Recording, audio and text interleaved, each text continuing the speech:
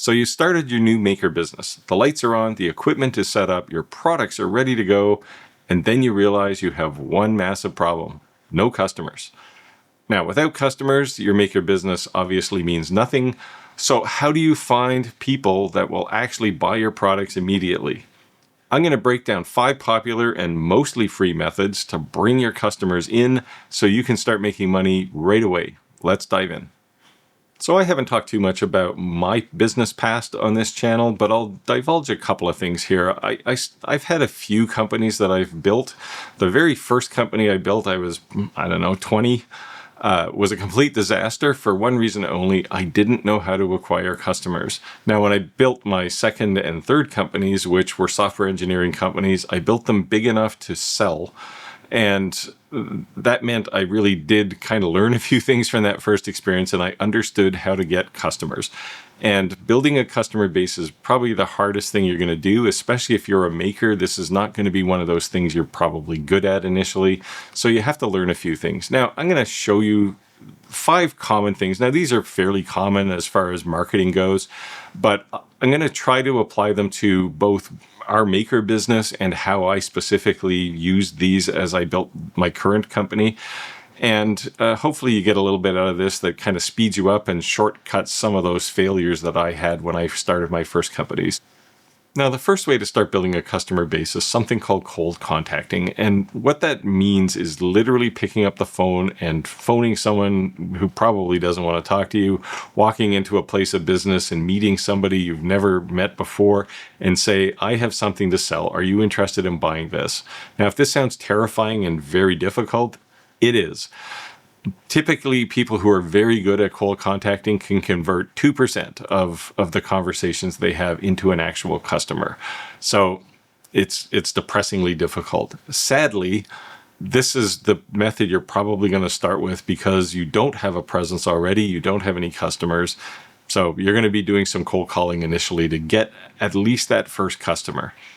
Now, as makers, we have a bit of an advantage here with cold calling because we have things like craft markets. So you can go rent a weekend table at a craft market and just take your stuff, and your sole purpose there is not to sell something specifically. It's to meet people and introduce yourself and get known.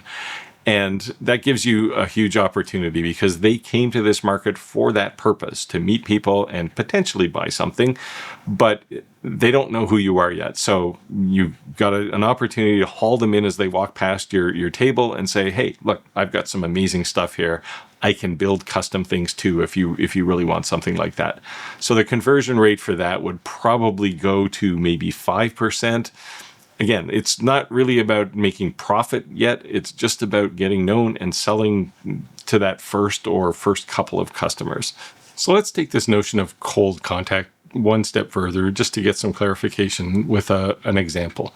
So let's say I want to create some logoed items and I want to target maybe a lawyer or a real estate agent with some of this stuff, and they use these kinds of things. So it's something that's pretty pertinent to them anyway. So before I go talk to them, I'll make a handful, maybe 5 or 6 keychains, for example, and I'll put their logo and their name and all their contact information on it. And then I'll put it all in a box, just like I would if I was, shipping it to a real customer, so it looks professional. I would take it to their office and say, "Hey, I've got these keychains or pretty much anything you want, but I made some samples of some keychains. Take these and try them out. And well, here's my card, and I'll call you back in a couple of weeks and see if there's any interest. Until then, you got some really nice keychains." And leave at that point. That's really all you need to say. Now, you do have some overhead cost here of actually making those keychains. Keychains in general are a good thing to start with because they're pretty cheap anyway. They're maybe $1 or so. So not too bad on the overhead. And it gives the customer something they can actually put in their hands and try out. And in the case of lawyers or real estate agents, keychains are something that's really valuable to them. They use them all the time. So that's all you need to do, and that's cold contacting. So the second technique for building a customer base is something called warm contact. And it's subtly different because it doesn't start from the unknown. It generally starts from, one of 2 ways. The first way is maybe you've already had a conversation with somebody and they've expressed some kind of interest, but left you with the feeling of not right now, and now you've waited a few weeks and now you want to get a hold of them again. Those are people who've already expressed generally some kind of interest in what you're doing. So you have a much better chance of closing a deal with them and turning them into customers. The other way you can do this is you can go to, if you have an existing customer, maybe a commercial customer, you go back to that lawyer and you say, I'm looking for more business. Are there people that you deal with that might be interested in what I do? And sometimes they'll give you names and you can get a hold of them that way. It's kind of in between cold and warm, but generally, maybe the lawyer has shown them their keychains and they might have said, oh, this is interesting. Maybe I should get this for my business. So the lawyer will have that kind of connection and they can kind of connect the two of you together. So you can do it that way as well. Typically, you get higher conversion rates. So rather than that mere 2%, you can sometimes push these up to 8 or 10%, which is a far easier sale than that cold calling mechanism. It's also less expensive because odds are good if you're having this conversation with somebody who's already had some kind of contact. They either already know what you do, or maybe they've seen something that you've done at a craft fair or something. So you don't have to explain things to them. So generally, you can close those deals if they're interested fairly quickly. So the third way to grow a customer base is with social media. And by that, you're using free tools like Instagram, Facebook, YouTube to give you broad exposure to really the entire world. When you use a social media platform, you're basically taking the opportunity to build those trust and relationships online.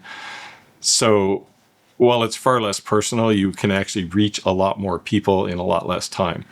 Now, you can do this with something like a reel or a YouTube short where maybe you highlight your company or your process or sometimes a product, and then you link all of that to your contact information. Overall, it's really better for brand appeal. So look at my company as opposed to look at this coaster I built. And you want to generally use it for that. So I personally use YouTube, not directly, but more passively as a platform where I can show things that I've actually built. Sometimes for customers, sometimes it's just something I'm doing to maybe experiment with a new product.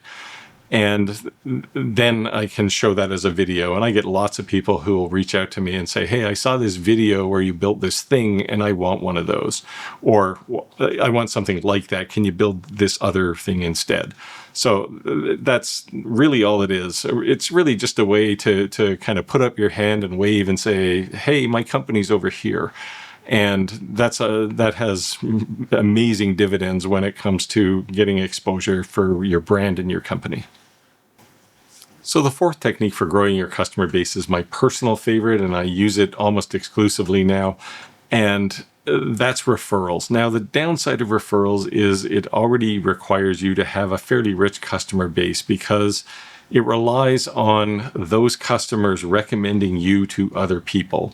Maybe they're talking to a friend and their friend sees something you made and they say, hey, I want one of those too. And then they'll point that person to you and they'll come and talk to you. And it didn't cost you anything to get that customer other than making a previous customer happy.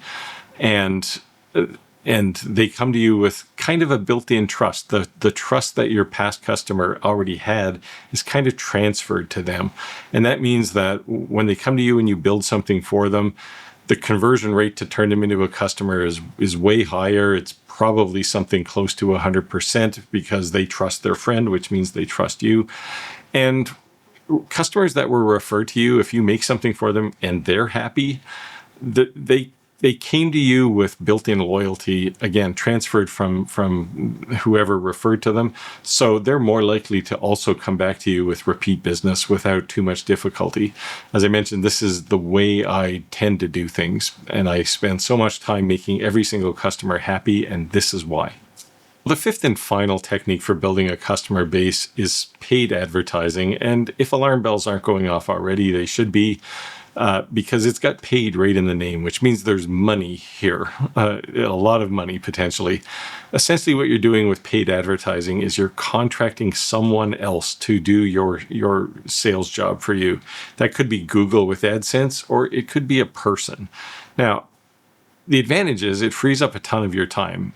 And it also, if you're particularly bad at sales, this gives you an opportunity to hire somebody who's an expert, but there is potential here to cost a lot of money. Now, one other way to kind of do this with paid advertising is a business to business model where you're actually selling to someone else who's doing the advertising, and you're selling wholesale at that point and they're taking a cut. So either way, you're paying some money here, but it will save you some time. Now, I personally have only done paid advertising a couple of times with Google AdSense.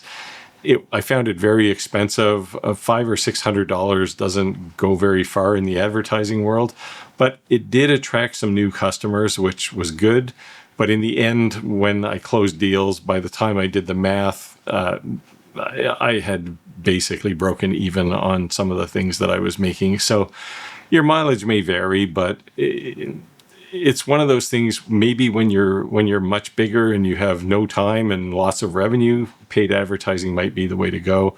But it can cost money. Etsy is another example of paid advertising. You can create your listings there, and they will essentially advertise and bring customers to you. And for that, they take upwards of 20%. So you have to do the math and make that decision of whether paid advertising is for you. I've covered 5 different methods to help build a customer base, starting from I have no customers at all to I'm wildly successful, so I'm now willing to pay someone else to manage my customers for me, and everything in between. Now, understand there are dozens of different ways to build customer bases and sales models and keep them going. If you're really interested in that, look for a marketing book specifically around sales, and they will tell you how to do other ways. These ones, though, are the ones that are most valuable to people like us. Now, if you do want to know more about this or maybe some other business topics, I'm trying to build a bit of a business series because people really seem to be interested in this sort of thing. So feel free to leave a comment down below if you have an idea for something or you just want to know more. I'm happy to answer some more questions. I don't know all the answers, but what I tell you here is the things I learned from the School of Hard Knocks. And I've learned the hard way in some cases, and this is the kind of results of all of that. Now, this video itself is the middle video of 2 other videos I already created. The first one is around getting your business going and specifically being in the right mindset, keeping your mental state correct. And if you're interested in that video, click it up here in this corner.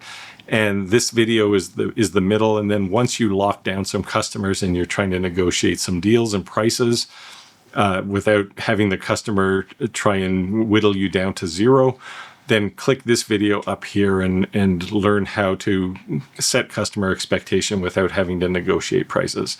With that, I'll wind down and I'll say get out there, make your world, and I'll see you next time.